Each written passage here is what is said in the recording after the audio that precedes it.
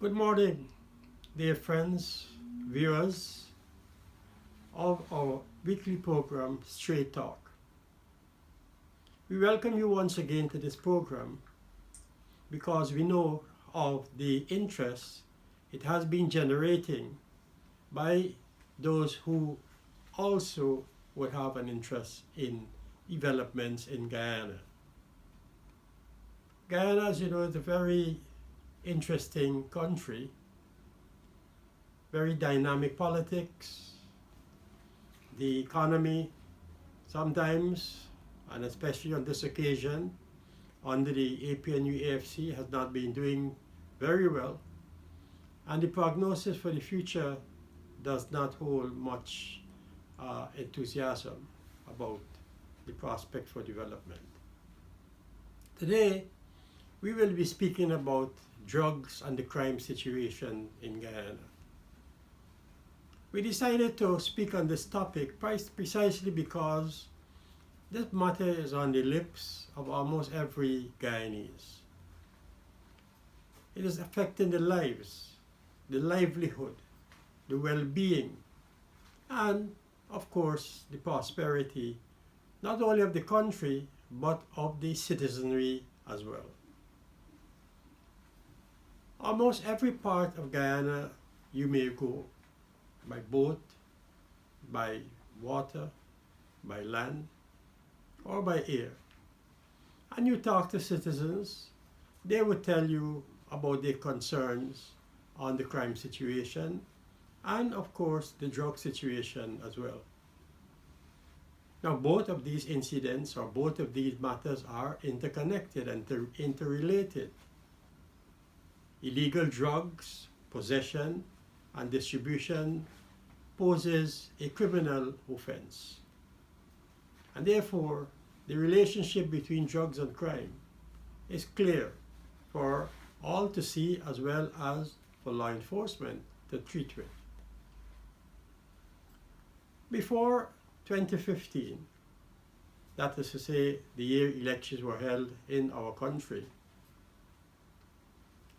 the then opposition APNU-AFC, at almost every press conference they held on a weekly basis at that time, they would refer to how good they would be at solving the crime situation in Guyana and addressing the drug problem as well. They made statements to the effect that they know what they have to do as well as they know how it can be solved.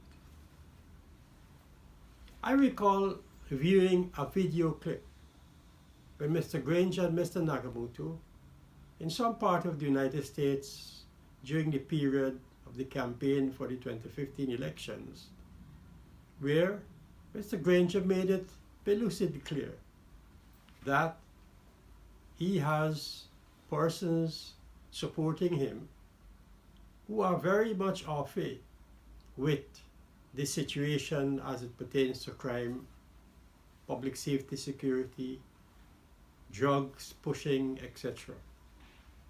And therefore, were they to get into the government, they would have the tools to solve this problem. I repeat, he said, they know what to do and they know how it can be solved. And they also had the people in their ranks to address the problem. Now, you know, it is quite easy to say things when you are in the opposition, the political opposition, as it were. You make a lot of promises, you make a lot of commitments, and you try to encourage people to support you on the basis of those promises and commitments. In the case of the APNU-AFC, the question, however, turned to when they assumed government in May 2015, and the shoe was on the other foot, the question of their ability to deliver on their promises in the manifesto became a stark reality. We were told by one of their chief spokesmen at the time that the government has in its ranks security experts. And there was no government in the past in Guyana that had so many security experts who could address this problem. People looked on and people waited. There was a lot of expectation based on the promises and based on those who had voted for the APNUFC that Guyana would not be crime infested, would not be drug infested, and that this problem would be over. But lo and behold, we are still facing problems. Let me give you a few examples of what have occurred in just 1 week in this country. I'm not talking about what happened over a year, over a 6-month period, over a 1-month period. I'm talking about what occurred in Guyana within a period of just 1 week. There was a report quite the other day that a man was held with crystal meth and ecstasy. Now, we know especially ecstasy is an extremely potent drug. And it has found its way into many schools in our country, private and public. And therefore, it is a dangerous trend. From two angles. One, the pushers who managed to get that drug into the school. And secondly, the users of the drugs, of that particular drug, that is used mainly by students. Now, anytime a drug like that gets into the education system, especially at the secondary level, or even at the tertiary level, it poses a danger to society. The ecstasy in some quarters is known as the date and rape drug. Many fall for dates under the influence of this drug, and many, unfortunately, regrettably, are raped in the course of being under the influence of this drug.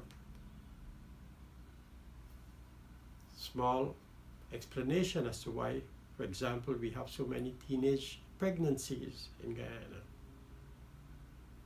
And there's so many other dangers associated with the use of this drug or persons under the influence of this drug. What is most regrettable and the sad part of this story, and by the way, this is not something that we should be proud about. I personally am not proud to talk about it because after all, Guyana is our country, Guyana is my country.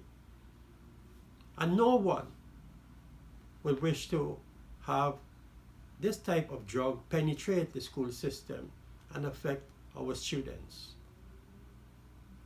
But the fact that it has penetrated means that there's a market for it in the schools. It means it's something attractive. And that is what we need to fight against. That is where the battle ought to be fought. So we cannot overlook this as a major problem with drugs penetrating our educational system, particularly in the schools in our country. Next, we also had a report of an individual being intercepted with 70 pounds of ganja, 70 pounds of marijuana. Now, 70 pounds of marijuana is quite a huge number. Of course, it's a light product because it's mainly leaves. But to have 70 pounds of marijuana in one's possession means that the whole idea was that there was a market for this marijuana. It is there for distribution. Whether it's in Guyana or overseas, the fact of the matter is that 70 pounds of marijuana was found in one's possession with the aim of distributing it somewhere or the other. Later on in this week, we heard that approximately 5 pounds of marijuana was tossed from a driving car, from a moving vehicle.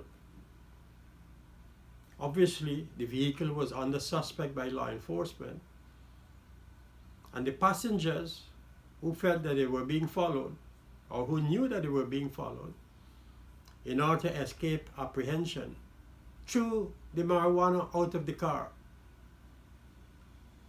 But that did not stop them from being apprehended. Again, here, large amounts of marijuana being transported to some point from point A to point B in our country, mainly for the purpose of distribution. Let's go on further.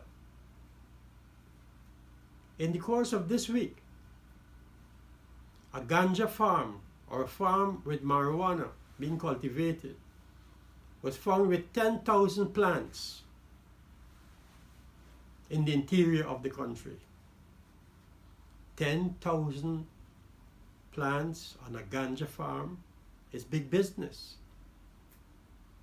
It means that there's money to be made in the production and in the distribution of cannabis sativa, or what we would call marijuana or ganja.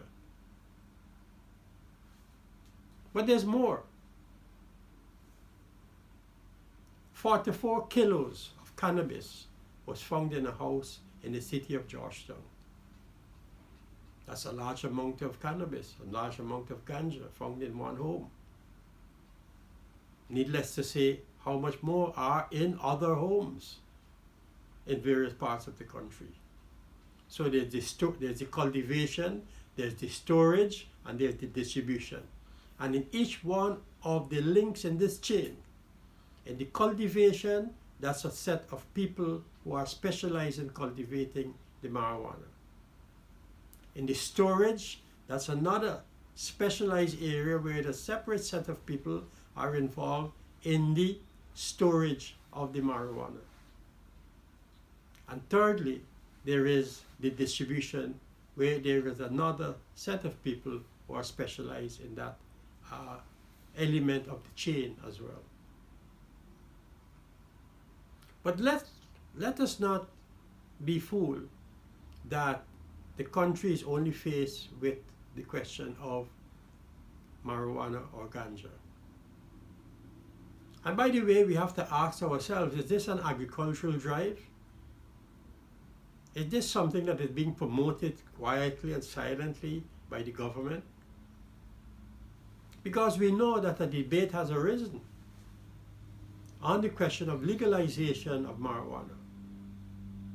And there's some who are looking at what is happening in other countries with the expectation that at some point in time, this APNU AFC will support the legalization, or the full legalization, not the limited legalization and use for ganja or marijuana. By the way, my topic this morning is not aimed at targeting the Rastafari movement, who hold this drug as a sacred drug for their use. There is a debate going on in the world, and particularly in the United States, Canada, and the UK, and Europe, about the medicinal uses of marijuana. That's a debate that has taken some root in Guyana as well, but has gone as far as some would wish it to go. But the fact of the matter is, we have a serious drug problem in Guyana. Ecstasy in schools, marijuana being cultivated in large amounts, and either being used in Guyana or exported from Guyana. And young people being caught up in this unfortunate situation as well. But the matter does not stop at the question of ecstasy and marijuana. It goes further. 3.6 pounds of cocaine was found at the CGIA attempted to export it from Guyana.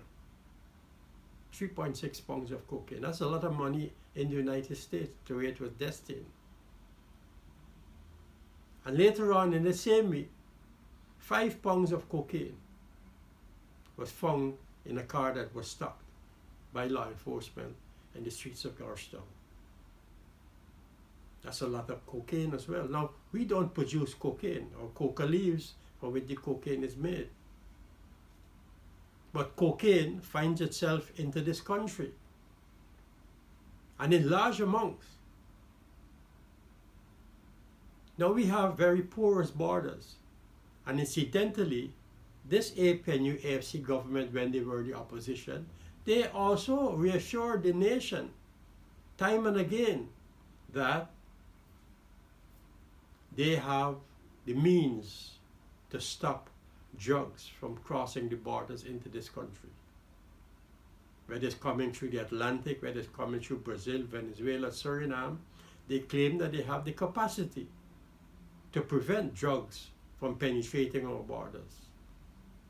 But lo and behold, Guyana continues to be not only an exporter of cocaine, but also a transit shipment point for cocaine as well. Now obviously, since we do not produce the means for manufacturing cocaine, it obviously means it's coming from overseas, from outside our country. And notwithstanding all the talk from the APNU AFC, while they were in opposition and even now they're in the government, that they have the means to prevent the penetration of cocaine across our borders and into our country, nothing has happened to stop it from taking place. But it's not only drugs that are penetrating our borders, it's also guns. Huge amounts of drugs and guns are penetrating our borders. Again, I wish to emphasize, this is not something that we're proud to speak about.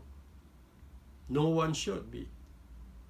But the reality is that guns and drugs are crossing the borders into our country illegally. And pretty little is being done to stem the flow of the drugs and the guns that are entering our country illegally.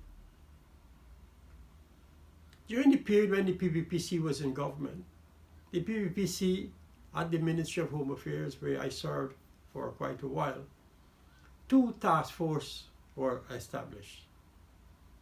One to deal with the illegal entry of drugs into our country and firearms, and secondly, another one to deal with the question of smuggling of fuel.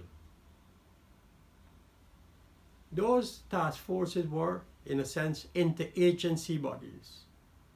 Interagency in the sense that they brought together all the law enforcement agencies to tackle this problem from a very collective and cohesive manner. Those task forces were disbanded when the APNU-AFC came to office. And now they're floundering and bungling all over the place without any solution to these problems. There is a connection also between crime, drugs, and corruption. For all this to happen, especially for the corruption to take place, there has to be connections. Somebody has to have connections. Or somebody has to have a connection with somebody who can facilitate the means by which this illegal activity could be carried on. A few weeks ago, we read in the local newspaper that 2 women were charged with possession of cocaine. And this incident occurred at the Sejijagan International Airport. Because you know, for the drugs to leave Guyana, they have to either leave at a port of entry, meaning a ship port, or seaport, or an airport. They have to try to get it on the aircraft, or they have to try to get it on the boats that are leaving the country. The drug pushers are fond of using aircraft to ship their goods out because for them it's a faster means of reaching a destination. So a few weeks ago, we read in the newspaper where two women involved in drug trafficking were caught trying to ship drugs out at the airport. But the interesting thing about that incident was that the woman who was charged with possession exposed the person who allegedly provided the cocaine to her. She did not have a passport to travel. And within a matter of hours, I think it is in one day, the woman who gave her the cocaine, or who allegedly gave her the cocaine, managed to procure a passport for her within one day. Now, this is not a question of renewal of passport, because there's no such thing now as renewing passports. You either have an old passport which you have to give up, surrender, or in order to get a new passport. And to get a new passport takes a couple of weeks. But this drug pusher managed to arrange through connections and of course by corrupt means a passport for a person to take drugs on the plane within one day. This is most unfortunate, the extent to which our country has reduced itself. And law enforcement, not so much the country, but law enforcement. Just imagine. And we have never really doubted it, because there are many studies that show that penetration of drugs in law enforcement, in the courts, in the magistracy, in the judiciary, in all government institutions, that this is a strong possibility in many parts of the world. So for a person who is arranging for another person to leave the country with drugs, to procure a passport, a Guyana passport in less than a day, my friends, this is the height of corruption. And again, it shows that you need connections, or these people, I should say, need connections to get their nefarious activities going. Drugs continue to penetrate our prison system. Only recently, there was another incident, or a recent incident, with drugs being found in the prison and prison officers being found trying to take drugs into the prison system. All of this is part and parcel of corruption, because the prison officer has to be corrupt, has to be a corrupt individual who perhaps took money or the promise of money to take the drugs into the prisons. And once that drug is into the prison, doesn't mean to say that the person to whom it was delivered that they will use it. There could also be distribution within the prison system. And this is extremely dangerous, because prisoners under the influence of drugs can create a whole host of problems in the prison system. And that is also a danger that we have to look out for. Now, this brings us to the question of the priorities of the government. If you are sleeping at the wheel, so to speak, obviously all these activities will continue unhindered, because you have a Minister of Public Security who is either always asleep or always drunk and is not paying attention as he ought to the institutions under his portfolio. I refer to the fire service, the prison service, the police force, the canoe, and a couple others.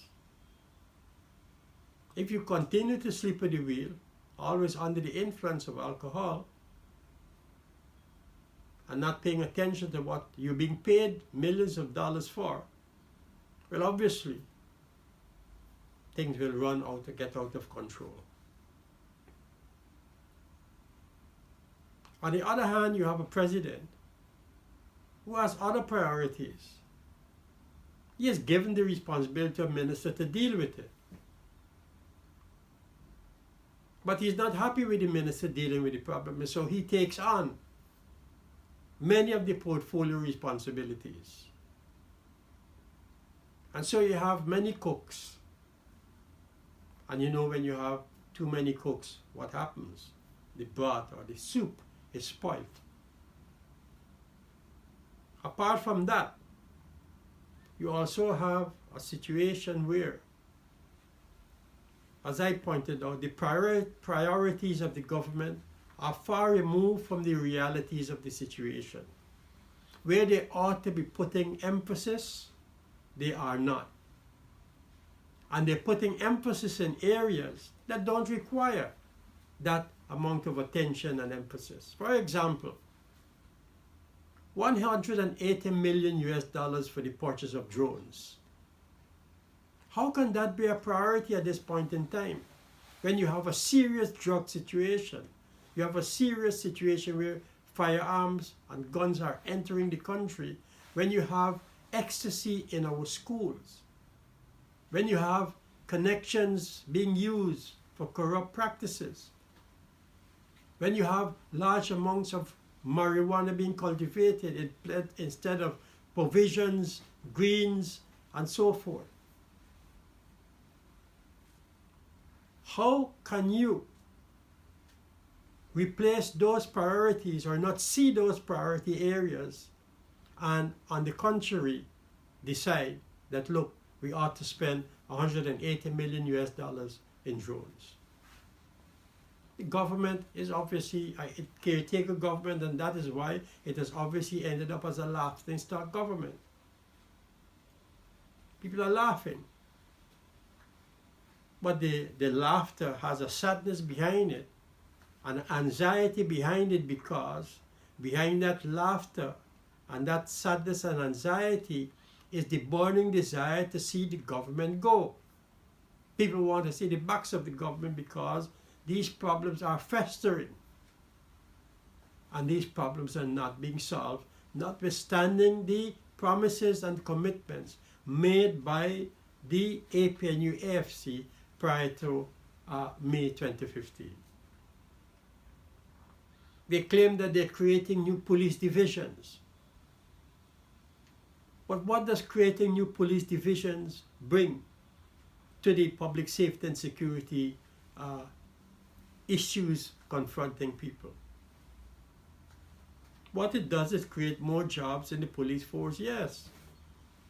But you can have, is it the question in number or is it the question of the effectiveness? Numbers and effectiveness do not necessarily go hand in hand. You can very well have a very large police force, but at the same time a very ineffective one. And so the creation of more police divisions, that is to say, linking police divisions with the regional system, does not necessarily mean that the crime situation, the drug situation, the public security situation will be improved. Doesn't mean so at all. So this is the kind of wishful thinking that we have taking place in this caretaker administration. And incidentally, this is a matter that is of great concern to me personally. I refer to a recent protest by sugar workers in front of the office of the president, or what is called now the Ministry of the Presidency. The sugar workers were there peacefully protesting, demanding a pay increase in their salaries, an increase in pay, a hike in their salaries. And they have been demanding this for quite some time now. And so what they decided was to mount a picketing exercise in front of the Ministry of the Presidency to heighten the public awareness of their grievances and their demands. The police swooped down and began limiting the space to which the protesters could display their placards and so forth. I looked at some of the photographs, and it was, to me, not the best way to handle a peaceful protest by sugar workers. I was indeed surprised, or I should say I would not have been surprised if some of those sugar workers had fallen into the canal in front of the Castellani house. Because this is where they were being pushed more and more onto the parapet leading into a canal. And this was purposefully done by the police ranks who were there. In fact, the officer who was in charge of the other ranks who were there admitted that he, at one point in time, assaulted one of the sugar workers who were in the protest demonstration. And so this is an exercise which we should not play a blind eye to. I recall when Mr. Granger was picketing the then office of the president in support of local government elections. Police never behaved in this way. In fact, in many instances, there was never a police rank there. So why is it now, when sugar workers have a much more justifiable demand in terms of their livelihoods, in terms of being able to eke out a living, should the police react in this way? When at the time when Mr. Granger was in the same type of picketing exercise at the same location, nothing of the sort took place. To me, this exercise sounds as though it had some political direction and was to a large extent, I would say, discriminatory. And the public, both inside and outside Guyana, must pay attention to these matters. The question of piracy has once again raised its ugly head, both on the Quarantine River and in the interior in a river called the Winey River. Now, what was interesting with the Winey River incident or piracy incident was that, or is that, we, during the PVPC administration, constructed a floating police base, a floating police base, and mounted it in the Winey River. And therefore, what I found strange was, how could you have such a glaring case of piracy and the Guyana Police Force having a floating base on the river? And there is no report, absolutely no report whatsoever, about a response from the police on the floating base in respect to the piracy incident on the Winey River. My friends, the sum total, the cumulative impact of all these incidents that I refer to has to do with the question of leadership. Leadership is extremely important. If you do not have leadership that is proactive, if you do not have leadership that is people's oriented or people centered, if you don't have leadership that is hands-on, my friends, we are not going to solve many of these problems. And therefore, leadership is of critical importance. And that is precisely why the great or the overwhelming majority of people in our country want to see a change in leadership, and a fundamental one, not a cosmetic change, as we had from 2015 to current caretaker government. People want fundamental changes. And we should all support this demand for fundamental changes in our country. And the question is, who will bring about these changes? Who will bring about? Who is the most competent? Who is the most effective and most efficient? Better prepared, better equipped, most experienced to bring these changes about? I respectfully submit that in my humble view and according to my experience and my knowledge, after being so many years in politics, that is the People's Progressive Party Civic who can bring this change that we all need to Guyana. Let us therefore follow these incidents extremely closely, so that when election day comes around and we go to put our ballots in the ballot box, we will be doing so in a spirit of confidence, we'll be doing so in a spirit of optimism, and we'll be doing so with determination, with a sense of determination that following the announcement of the elections, a new dawn, a new government with the People's Progressive Party at the helm would be in office. This is something we need to work towards, and we need to work hard towards. We need to work in a committed and a dedicated way towards. And in this way, victory will be ours once again. Thank you.